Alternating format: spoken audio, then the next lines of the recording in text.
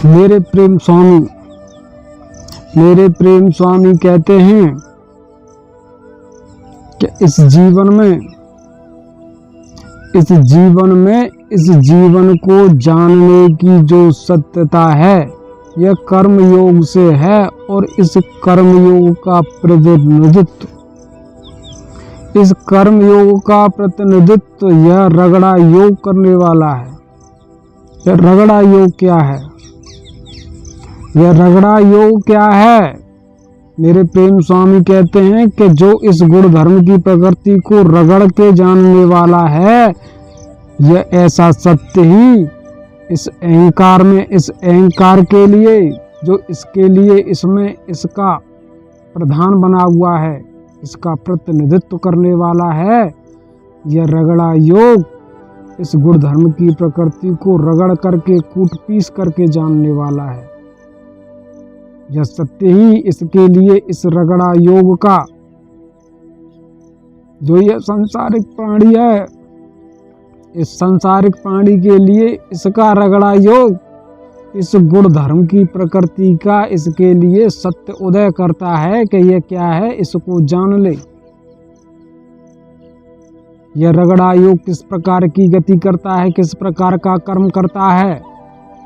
इस रगड़ा योग की सत्यता इस प्रकार से है कि यह सदा स्वयं से जो भी सत्य है इसकी यह विपरीत गति करता है। अर्थात जो समय की गति है, इस समय की जो गति है इसके विपरीत चलने का यह प्रयत्न करता है। कोई नाव है, इस जलधारा में बह रही है। कोई नाव इस जलधारा में बह रही है तो इस नाव को स्वयं की गति का बोध नहीं होगा कि उसमें भी कोई गति है। जब यही नाव, इसमें कोई नाविक बैठ करके और इस नाव को अपने प्रयत्न से, अपने कर्म से दिशा देता है, इस धारा के विपरीत गति करता है, इसको घुमाता है, इसको रोकने का प्रयत्न करता है, तो इस नाव को इस प्रकार का सत्यबोध होता है कि वह कर्म के द्वारा स्वयं के लिए परिवर्तन उत्पन्न कर रही है। जो इस प्रकार सा इस गति में, इस नदी की धारा में इस नाव के लिए परिवर्तन आ जाए, इसको दिशा, इसको गति स्वयं के द्वारा प्राप्त होने लगे, तो यह नाव स्वयं को जानने लगती है कि हाँ, इस धारा में मैं स्वयं के गत से हूँ। इस प्रकार की सत्यता जो इस जगत में इस नाव की है, इसी प्रकार की सत्यता इस मन की है, इस अहंकार की है, इस सांसारिक प्राणी की है, इस कर्म योगी की है। इस कर्म योग में, इस कर्म योग का मुखिया, इसका राजा यह रगड़ा योग है। और इस रगड़ा योग की गति यही है कि जो समय की धारा है, जो समय का चक्र है, यह इसके विपरीत गति करता है। जब तक यह इसके विपरीत गति नहीं करेगा, स्वयं को दिशा देने का प्रयत्न नहीं करेगा, तब तक यह स्वयं को जान नहीं सकता। इसलिए इस अहंकार की सत्यता इस जगत में इसके लिए ऐसी बनी हुई है कि जो भी सुनता है, जो भी देखता है, जो भी जानता है, जो भी समझता है, जो भी परखता है, संपूर्ण गुण धर्म की प्रकृति में जो सत्यता तंत्र मंत्र ज्ञान विज्ञान की नियत है, इसको यह इसके विपरीत होकर के जानता है। एक पक्ष में यह बैठता है और दूसरे पक्ष में वह बैठता है जो इसके लिए दर्शन भोग के लिए बना है। वह जड़ रूप में है। जड़ को चेतन किस प्रकार से किया जाए, जड़ को चेतन करने की सत्यता इसी प्रकार से है कि एक पक्ष में जड़ बैठता है और एक पक्ष में इसको जानने वाला जो इससे चेतन है वह बैठता है। एक दूसरे को जानने की सत्यता जितने आयाम से होती है, उतनी ही इसके प्रति इसमें जिज्ञासा, रुचि, भूख, प्यास बढ़ती है।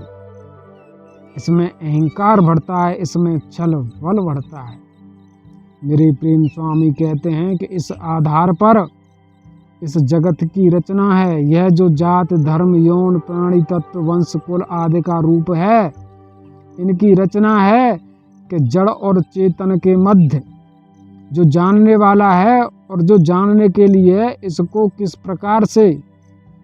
प्रकार की गुण धर्म की प्रकृति से इसको जना रहा है, इन दोनों के मध्य में कर्म करने के लिए जो कर्म का आयाम है, क्रिया प्रतिक्रिया का आयाम है, इसकी दूरी कितनी है, इसके मध्य काल की अवस्था कितनी है, इसको भूत भविष्य किस प्रकार से लगने वाला है, ये जो भूत भविष्य का आयाम है इस मूल वर्तमान से, इसके लिए यह कितना है। इस आधार पर इस जगत में इस जगत की रचना है, इस जगत की जो कलाएं हैं, जो इस जगत के सांसारिक प्राणी हैं, इनकी रचना है। इसलिए इन दोनों के मध्य में जो दूरी है, इस दूरी को यह कर्म करते हुए इस दूरी का अंत विनाश करने वाले हैं। इसका अंत विनाश जिस गति से होता है, इस गति में मेरे प्रेम स्वामी कहते हैं कि रगड़ा योग है, यह इसको केंद्र बना करके, इसको धुरी बना करके इसके हर ओर घूमता है, इसके हर ओर घूमता है, इसके चक्कर लगाता है। इसके चक्कर लगाने की सत्यता भी एक वृत्त की तरह नहीं होती। यह इसमें कभी इस प्रकार से झूलता है, कभी इस प्रकार की गति करता है, कभी अर्धवृत्त बनाता है तो कभी पूर्ण वृत्त बनाता है। घूम फिर करके, इर्द गिर्द डोल करके, यह सत्य इसके लिए समय गति से पूर्ण होता है कि यह इसके निकट पहुंचता है। यह जो रगड़ा योग है, यह जो मन में है, इस मन में सत्यता पंचतंत्र की है। जो यह मन है, इस मन में पंचतंत्र है। और पंचतंत्र क्या है? इसमें 5 प्रकार की प्रमुख धाराएं हैं। इन 5 प्रकार की धाराओं से यह मन बना हुआ है। यह धाराएं एक हैं और एक भी नहीं है। इनका जो है भांति भांति से समय उदय होता है। यह किस प्रकार से उदय होता है? यह इस प्रकार से उदय होता है कि यह प्रेम की लीला हैं और प्रेम से एक दूसरे से बंधी हुई हैं।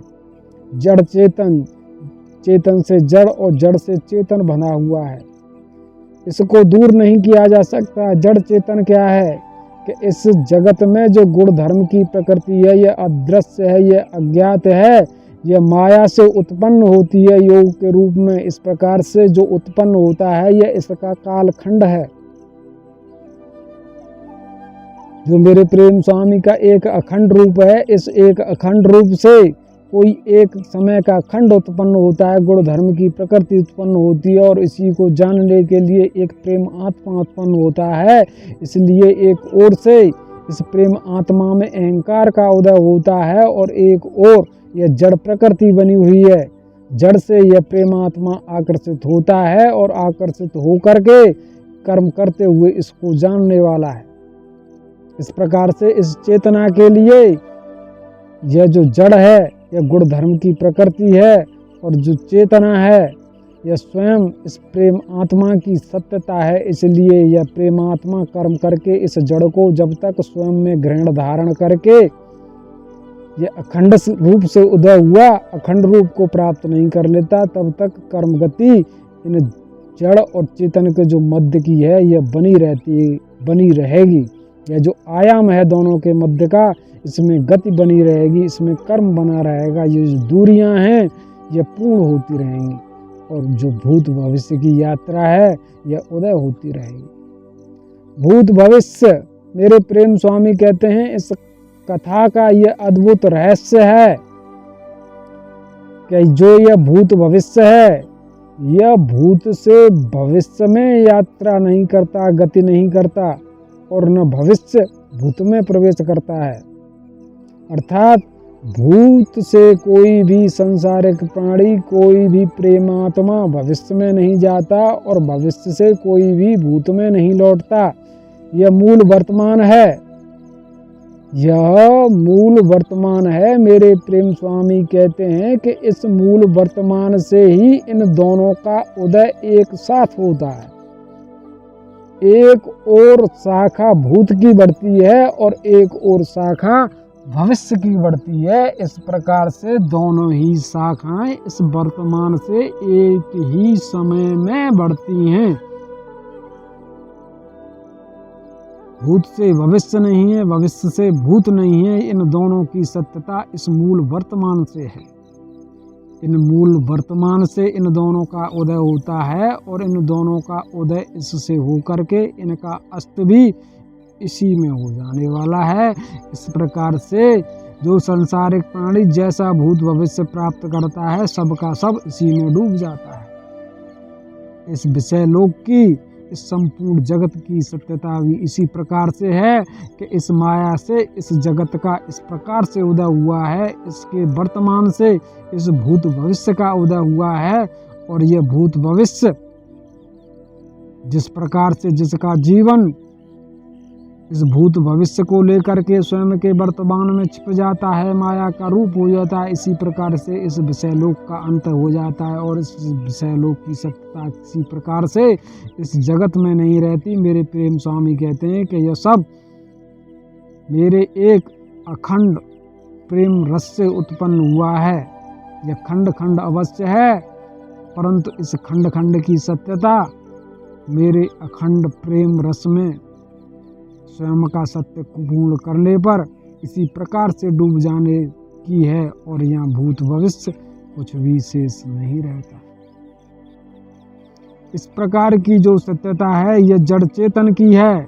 जो जड़ चेतन के मध्य में जो आयाम है, जो दर्शन भोग की सत्यता है, यह भूत भविष्य के रूप में उदय होती है और भूत भविष्य से ही किसी सत्य को जानने की सत्यता पूर्ण होती है कि पहले इस जीवन की गति इस भविष्य की ओर होती है। पहला कदम भविष्य की ओर है। इस भविष्य की ओर जब यह वर्तमान गति करता है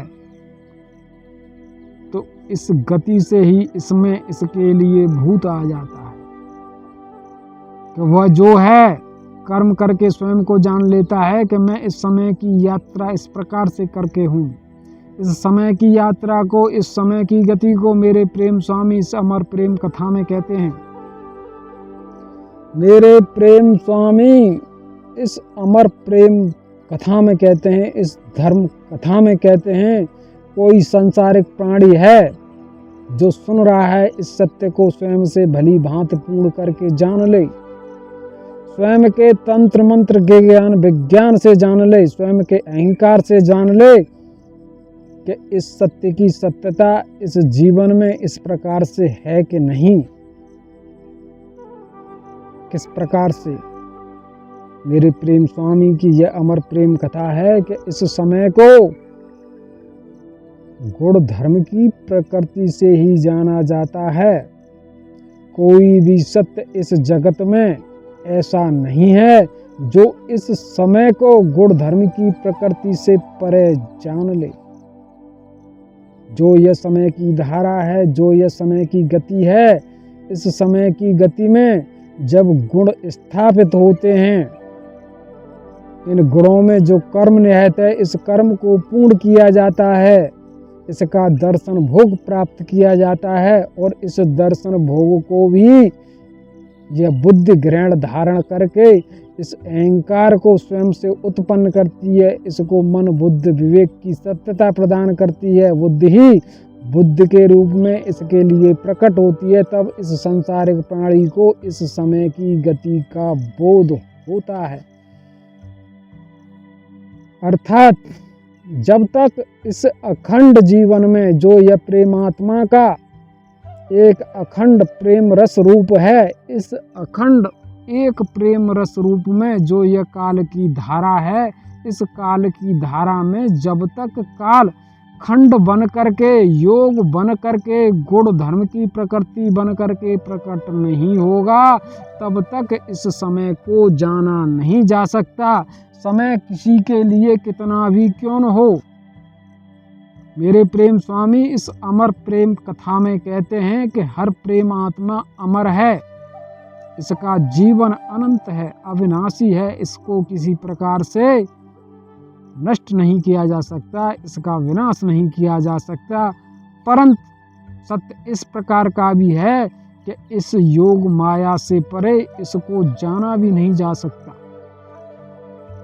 जो यह जीवन है, इस जीवन को समय से जाना जाता है, और समय को भी किस प्रकार से जाना जाता है। मेरे प्रेम स्वामी कहते हैं कि यह जो समय है, इस समय को कला से जाना जाता है, गुणों से जाना जाता है, कर्म से जाना जाता है। इस कर्म योग की सत्यता यहाँ इसी प्रकार से है, इसलिए है कि यह कर्म करके जो यह समय की धारा है, जो यह समय का वेग है, इसमें धाराएं उत्पन्न करती है, और धाराओं का रूप होता है, रंग होता है, रचना होती है। जो यह धाराएं हैं, समय से उत्पन्न समय में जो धाराएं हैं, यह गुणों का रूप ग्रहण धारण करती हैं, और इन गुणों को यह सांसारिक प्राणी यात्रा करते हुए जानने वाला है। और जो यह समय का एक रूप है, यह इससे निर्धारित हो जाता है कि यह जो गुण धर्म की प्रकृति है, यह इस समय से इस समय के इस ओर है, यह इससे इतना आगे है, यह इससे इतना पीछे है, यह इससे इतना ऊपर है, यह इससे इतना नीचे है। इस प्रकार से इस समय में, इस जीवन में समय है, पर इस समय को कर्म के द्वारा, इस गुण धर्म की प्रकृति के द्वारा इस समय में स्थापित करके इस समय को जाना जाता है। यह समय इस प्रकार से उदय होता है, और इस उदय हुए को यह बुद्धि एक करके, यह विवेक स्वयं से बांध करके, यह मन इसको जानने वाला है, यह संसारिक प्राणी कर्म करके इसको जानने वाला है। इस प्रकार से जो संसारिक प्राणी स्वयं से जो जानता है, इसके जानने की गति प्रथम अध्याय में जड़ चेतन से पूर्ण होती है। मेरे प्रेम स्वामी कहते हैं कि इस मन की जो प्रथम धारा है, इस प्रथम धारा का रूप जड़ चेतन का है, पर यह जो धारा है, यह उदय नहीं होती। इसको किसी प्रकार से प्रत्यक्ष साकार नहीं किया जा सकता। कोई भी सांसारिक प्राणी इस जड़ चेतन गति को, जो समय से गुण धर्म की प्रकृति उत्पन्न हो रही है, इस गुण धर्म की प्रकृति को कोई भी सांसारिक प्राणी स्वयं के लिए प्रत्यक्ष साकार नहीं कर सकता। यह सत्य इससे, इसमें, इसके लिए आंतरिक है। यह काल सत्यता है, यह आंतरिक भोग दर्शन की सत्यता है कि कोई सत्य स्वयं से स्वयं में प्रवेश करके पूर्ण हो जाता है, पर इस पूर्ण को किसी प्रकार से देखा सुना जा नहीं सकता। इसकी कोई रचना ही नहीं होती, इसका कोई रंग रूप नहीं होता। इसको रंग रूप, इसको रचना कहाँ से प्राप्त होती है, किस प्रकार से प्राप्त होती है। मेरे प्रेम स्वामी कहते हैं कि इस मन में, इस मन की अगली धारा का अध्याय इसी के साथ इसके लिए पूर्ण होता है, क्योंकि यह मन एक है। इस मन में 5 धाराएं हैं। प्रमुख 5 धाराओं का मेरे प्रेम स्वामी वर्णन करते हैं। उन धाराओं से जो एक पंचतंत्र उदय होता है, इस पंचतंत्र का द्वितीय अध्याय स्त्री और पुरुष का है। यह संपूर्ण जगत स्त्री पुरुष के आयाम को प्राप्त है, और जब तक स्त्री पुरुष का सत्य इसके लिए पूर्ण नहीं होता, इनके मध्य आयाम प्रकट नहीं होता, यह एक दूसरे के विपरीत होकर के दूरियां प्राप्त नहीं करते, तब तक कोई सत्य इस जगत में प्रत्यक्ष साकार इस सांसारिक प्राणी के लिए नहीं होता। मेरे प्रेम स्वामी इस अमर प्रेम कथा में कहते हैं कि इस जगत के उदय होने का आधार, तेरे लिए प्रत्यक्ष साकार होने का आधार, किसी के रंग रूप रचना से होने का आधार, यह स्त्री पुरुष है। जब तक यह जड़ चेतन, यह गुण धर्म की प्रकृति स्त्री पुरुष का श्रृंगार नहीं करेगी, तब तक यह तेरे लिए प्रत्यक्ष साकार नहीं हो सकती। इसलिए किसी भी स्त्री पुरुष के लिए स्त्री पुरुष के रूप में वह अवश्य होता है, पर यह स्त्री पुरुष का रूप इसके लिए इसका नहीं होता, यह जड़ चेतन से होता है। इसमें सत्यता जड़ चेतन की बनी हुई है, यह जड़ चेतन से इसको जानता है। जो यह स्त्री पुरुष का रूप है, यह कला गुण धर्म प्रकृति का है। इस कला की गुण धर्म की प्रकृति को यह संसारिक प्राणी या प्रेमात्मा जड़ चेतन की गति से जान रहा है, और यह जानने की सत्यता इसी एक काल क्षेत्र में स्त्री पुरुष की गति से पूर्ण हो रही है कि यह इसको देख रहा है, स्पर्श कर रहा है, इसमें भार कितना है, इसमें गति कितनी कैसी है, इसका रंग रूप रचनाएं कैसी हैं, आदि आदि भांति के रूपों से यह इसको जानने वाला है। और अगला अध्याय इसी मन में, इस मन का गुरु शिष्य का है। यह सत्यता किस प्रकार की है कि स्त्री पुरुष जड़ चेतन और गुरु शिष्य, यह सत्यता बंधन की है, यह प्रेम की है कि इसके साथ में यह बंधा हुआ है। जो जिससे बंधा हुआ है वह उसकी मानने वाला है, उससे वह प्रेम करता है और वह उससे कभी अलग नहीं हो सकता। मेरे प्रेम स्वामी कहते हैं कि जो ये धाराएं हैं, इन धाराओं का सदा दोहरा रूप रहता है, जिसके मध्य यह प्रेमात्मा गत करते हुए आवृत्ति करता है, आयाम करता है, और इस आयाम से ही एक दूसरे को जानने वाला है कि यह क्या है। यह रगड़ा योग है। जो गुरु है शिष्य से बंधा हुआ है, गुरु किसी व्याख्या को पूर्ण करता है, शिष्य इसके विपरीत करता है, शिष्य इसके विपरीत जाकर के ऐसी गति करता है कि यह व्याख्या क्या है। गुरु कहेगा कि यह दिन है, शिष्य कहेगा नहीं यह रात है। दिन कैसे है तुम मुझे बताओ, यह तो रात है। यह रात कैसी है? यह रात ऐसी है कि इस रात में जो इस आकाश में स्थित जो तारे हैं, जो दूर दूर तक ये दृष्टि, ये निगाहें देख सकती हैं, यह सांसारिक प्राणी दिन में अंधा हो जाने वाला है।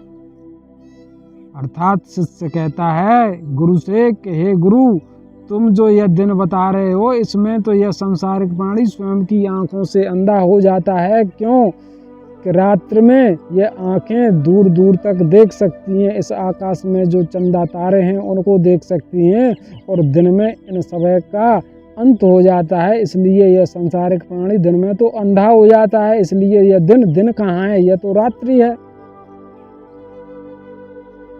पर गुरु की सत्यता इस शिष्य से प्रेम करके शिष्य को इस सत्य का बोध कराने की है कि यह जो दूरियां हैं, इन दूरियों का अंत करने के लिए ही तो यह दिन है कि जो ये दूरियां हैं यहाँ से और किसी तारे के मध्य में जो दूरियां हैं, जो दूरी है वह किस प्रकार से है, इस दूरी को ही यह प्रकाशित यह दिन करने वाला है।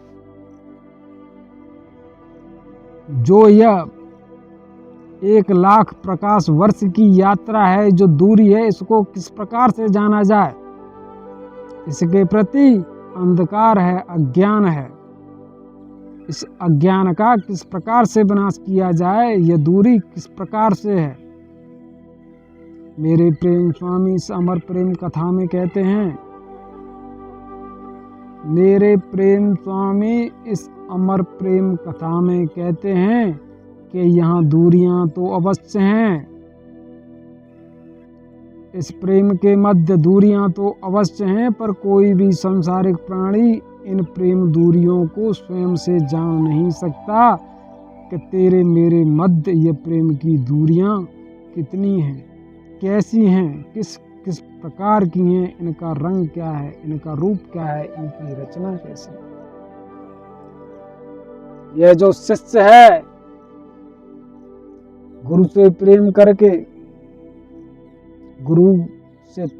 करके इस सत्य को जानने के लिए है, और गुरु शिष्य से प्रेम करके इस सत्य को जनाने के लिए हैं कि यह दूरियां किस किस प्रकार की हैं।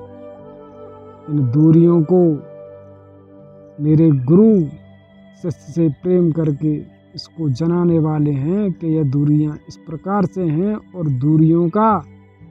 इन दूरियों को जानने का भी एक आधार है। और यह आधार क्या है? यह आधार इस प्रकार से है कि इस आधार की सत्यता एक जाति, एक धर्म, एक यौन, एक प्राणी तत्व, वंश, कुल के रूप में है। इस प्रकार का सत्य इस प्रकार से है कि हर किसी के लिए यह दूरियां समान नहीं होती।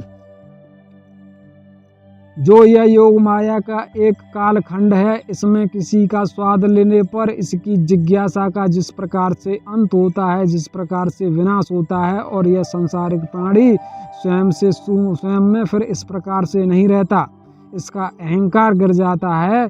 इसकी सत्यता इस दूरी को फिर इस प्रकार से नहीं जान सकती जिस प्रकार से यह इस सत्य को पूर्ण करने से पहले जानने के योग्य था।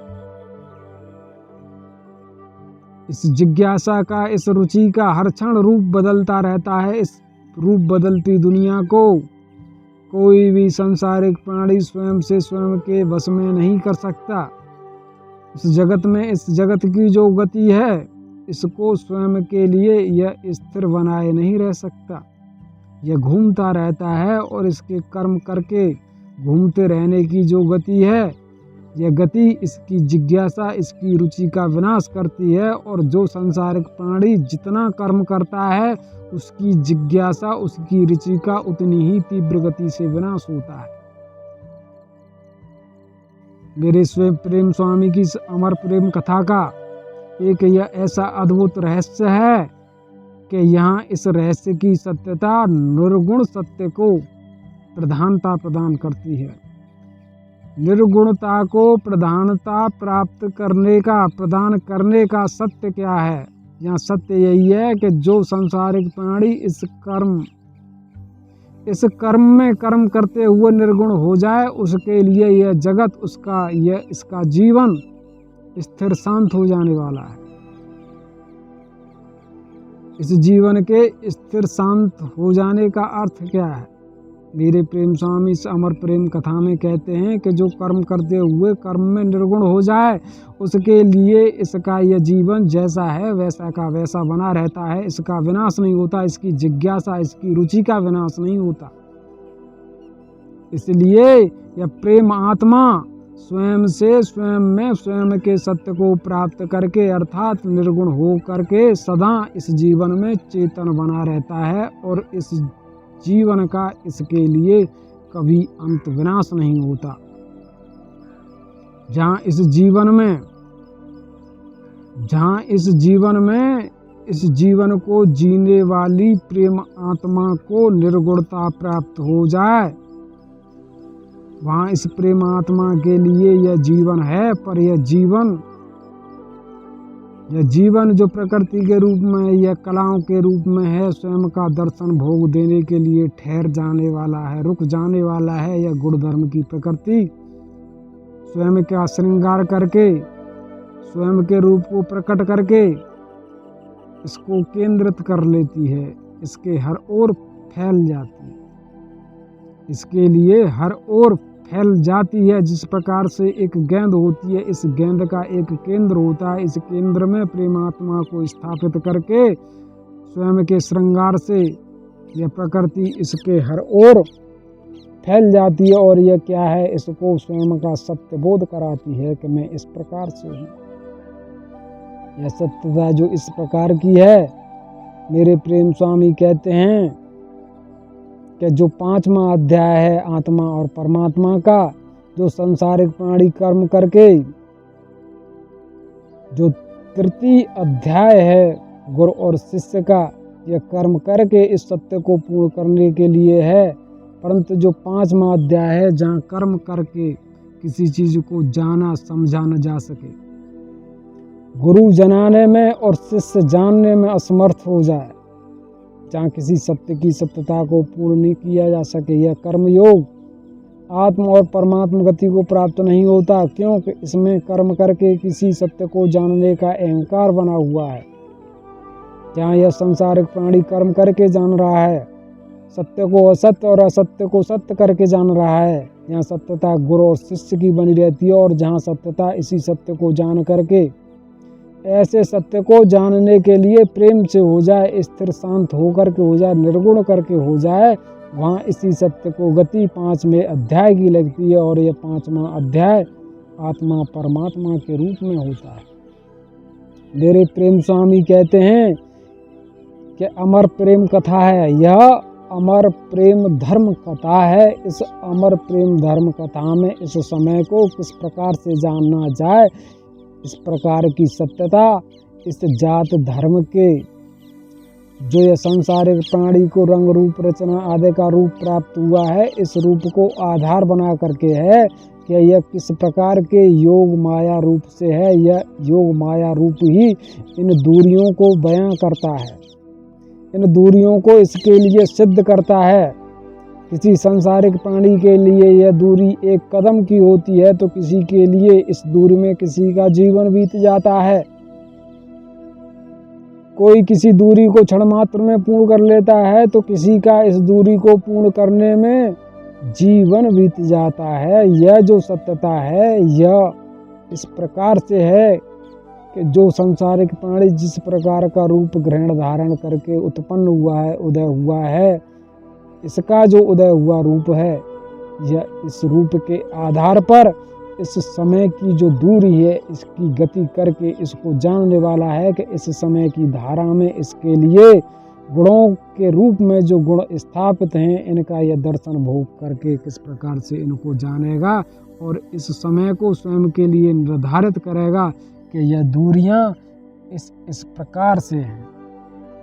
समय की दूरी को, स्वयं की दूरी को परिभाषित करने का आधार इस जगत में इस प्रकार से है कि हर संसारिक प्राणी इस समय की दूरी को स्वयं की जो जात धर्म की यौन प्राणी तंत्र वंश की कुल की जो प्रकृति इसको प्राप्त है, इसके आधार पर इस सत्य को स्वयं से स्वयं के लिए यह पूर्ण करने वाला होता है।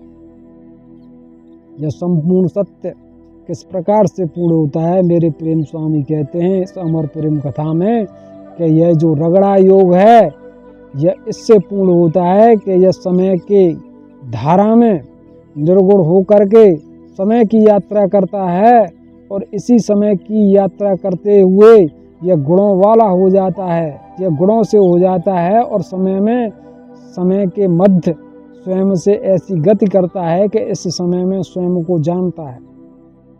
मेरे प्रेम स्वामी कहते हैं कि इस समय में समय की गति को जीने वाला समय को जान नहीं सकता, परंतु इसी समय में जो संसारिक प्राणी इस समय में गति करता है, इसके विपरीत गति करता है, तो यह इस समय को जानने वाला है। और किस प्रकार से जान रहा है, यहाँ सत्य गुण धर्म की प्रकृति का इसके लिए उदय होता है। जो यह उदय होने की गति है, यह गति ही इस रगड़ा योग से है कि किसी भी सत्य को अगर तू जानने वाला है तो उसको छिन्न बन करके, इसको कूट पीस करके, इसको रौंद कर जानने वाला है। और जब यह सत्य किसी के लिए इसके कर्म के द्वारा, जो संसारिक प्राणी स्वयं के अहंकार से किसी गुण धर्म की प्रकृति को कूट पीस करके रौंद करके जान रहा है, तो वो सत्य इसके लिए छिन्न भिन्न हो जाने वाला है।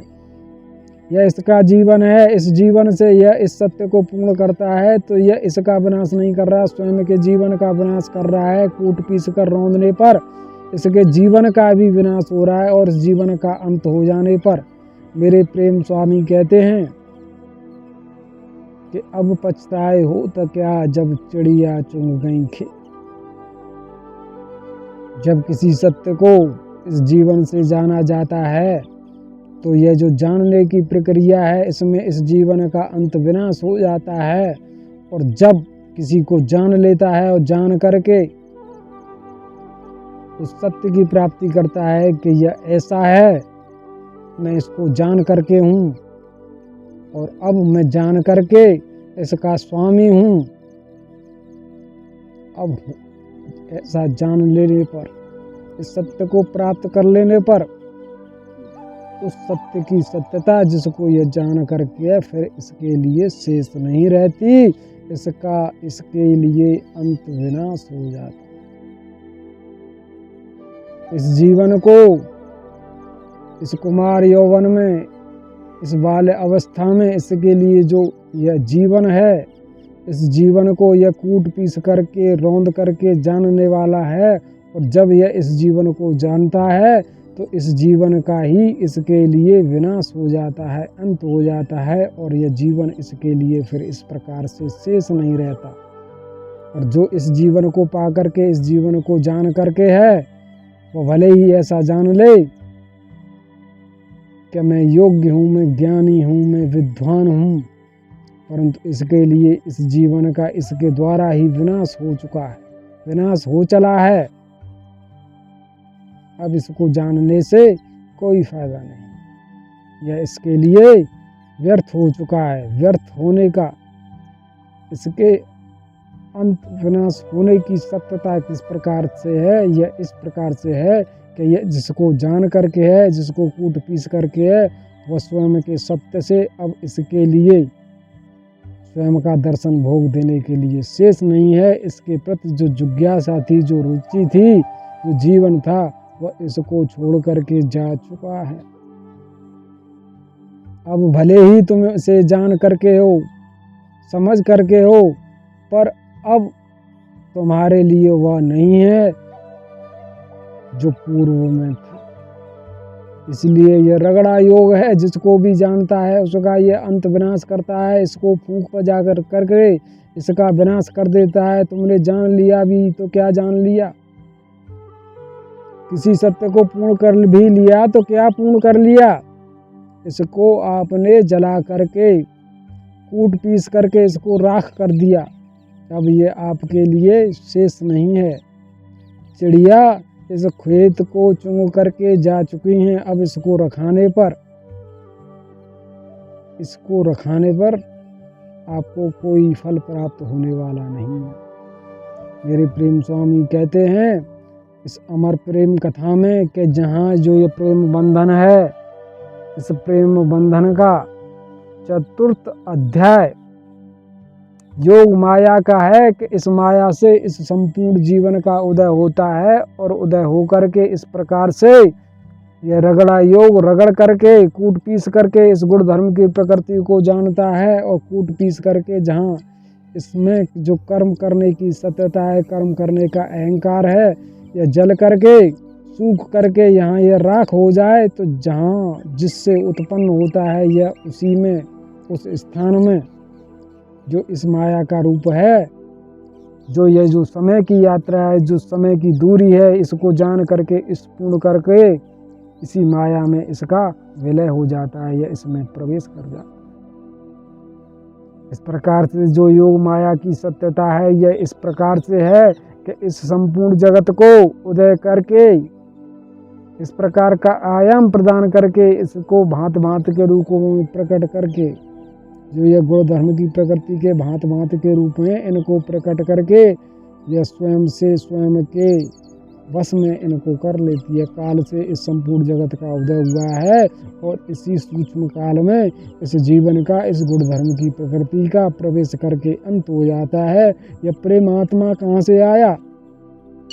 यह प्रेमात्मा कहाँ से आया? यह प्रेमात्मा जीवन भोग करके, जीवन का दर्शन भोग करके यह वहीं चला जाता है। कोई भी यहाँ इसके लिए शेष नहीं रहता। जो यहाँ गुण धर्म की प्रकृति है, यह किस प्रकार से है, इसका कर्म फल क्या है, इसका भूत भविष्य क्या है, इसके लिए कोई भी प्रेमात्मा शेष नहीं रहता। जो जिस प्रकार का दर्शन भोग करके है, इस दर्शन भोग से यह क्या प्राप्त करके है, इस सत्य को जानने के लिए यह अगले जन्म में है। और अगले जन्म का उदय इस कर्म योगी गुण धर्म की प्रकृति से नहीं होता। इस माया में प्रवेश करके, इस माया का हो जाने पर जो गुणों को प्राप्त करता है वह निर्गुण हो जाता है और निर्गुण हो करके ही इस जन्म को जीवन को पुनः स्वयं के लिए प्राप्त करके इसी प्रकार से इसको फूंकता है, इसको पजारता है। यह रगड़ा योग है, इसको यह नित्य निरंतर लगा रहता है और रगड़ करके ही इस प्रकृति को जानता है और इस प्रकृति को जानते हुए यह इसका विनाश करता है। इसलिए जो जीवन को जान रहा है वह इस जीवन का स्वयं से विनाश कर रहा है। इसकी चेतना पल पल खो रही है, जिज्ञासा रुचि का अंत हो रहा है। इसलिए इस अंत होते हुए जीवन में मेरे प्रेम स्वामी कहते हैं कि इस जीवन का तात्विक दर्शन भोग करना चाहता है, तात्विक से तू सात्विक होना चाहता है, तो इस जीवन में निर्गुणता प्राप्त कर, क्योंकि निर्गुणता ही एक ऐसा सत्य है कि इस निर्गुणता से तू स्वयं के विनाश होते हुए रूप को वश में कर सकता है। इस निर्गुणता के अध्याय हैं। इस निर्गुणता के अध्याय क्या क्या हैं? मेरे प्रेम स्वामी कहते हैं कि इस निर्गुणता का अध्याय प्रथम जो है वह मृत्यु के रूप में है, दूसरा जो है वह समाधि के रूप में है, तृतीय जो अध्याय है वो ध्यान के रूप में है।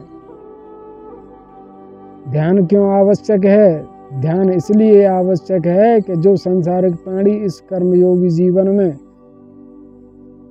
जो कर्मयोग का आधार है, जो कर्मयोग का कारण है, जो रगड़ा योग है, ये गुणों के हर ओर घूम रहा है, विपरीत कर्म क्रिया करके इसको जान रहा है, छिन्न भिन्न करके इसको जान रहा है।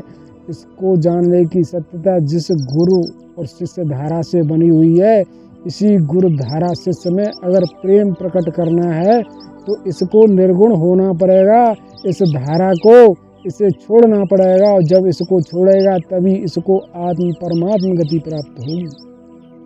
इसलिए आवश्यक है कि जो यह कर्म क्रिया का अहंकार है इससे यह मुक्त हो करके यह प्रेम को प्राप्त हो। इसके लिए आवश्यक है कि यह निर्गुण हो जाए। इसलिए इस निर्गुणता की सत्यता इस कर्म योग में ध्यान से है, समाधि से है और मृत्यु से है। इस प्रकार का सत्य इसके लिए इस ज्ञान योग से उदय होता है। पर इस प्रकार की जो सत्यता है इसके लिए स्वतः इसमें पूर्ण होती है। हर सांसारिक प्राणी के लिए इस प्रकार का सत्य इसके लिए पूर्ण होता है कि ये इस गुणी जीवन में इस कर्म योगी जीवन में यह सांसारिक प्राणी गुण वाला होते हुए भी निर्गुण हो जाने वाला है। और इसके निर्गुण होने की सत्यता जो इसके लिए है वह मूर्छा से है। जो ये मूर्छा है, इस मूर्छा में निर्गुणता आती है, इस निद्रा में निर्गुणता आती है, इस आलस्य में निर्गुणता आती है, इस मृत्यु में निर्गुणता आती है। इस प्रकार से जो निर्गुणता का सत्य है इस जीवन के मध्य इस जीवन को स्थिर शांत होकर के इसको जानने के लिए है कि यह जीवन क्या है। जब तक इस जीवन में इस जीवन की धुरी, इस जीवन का केंद्र प्राप्त नहीं होता, तब तक इस प्रेम आत्मा को, इस अमर प्रेम कथा का जो 5वां अध्याय है, प्रेम का अध्याय, जो प्रेम की धारा है, जो आत्मा परमात्मा का बंधन है, इस सत्य को यह प्राप्त नहीं कर सकता। और इसको प्राप्त नहीं कर सकता तब तक यह इस प्रकृति को प्रेम से जान नहीं सकता। मेरे प्रेम स्वामी कहते हैं अगर मेरी अमर प्रेम कथा को जानना है तो तू 5वें अध्याय को प्राप्त कर जो तेरे इस मन में है, जो इसी एक मन में एक समय की जो 5 धाराएं हैं, जो पंचतंत्र है जिनसे बना हुआ यह मन है, इस मन में इस प्रकार की 5 धाराएं हैं जो एक साथ हैं, एक साथ हर संसारिक प्राणी के लिए उदय होते ही हैं। और ये जो प्रेम आत्मा है स्वयं की चेतना से इन 5 गतियों के मध्य गति करके इस जीवन को जानने वाला है, जो जहाँ जिस प्रकार से ठहरता है उसको उस प्रकार की सत्यता इसके जीवन में प्राप्त होती है। इसलिए हे प्रिय, तू 5वें अध्याय की जो 5वीं धारा है, आत्मा परमात्मा धारा है, जो प्रेम धारा है, तू उसमें ठहर करके इस मेरी अमर प्रेम कथा को जान के यह मेरी अमर प्रेम कथा कैसी है।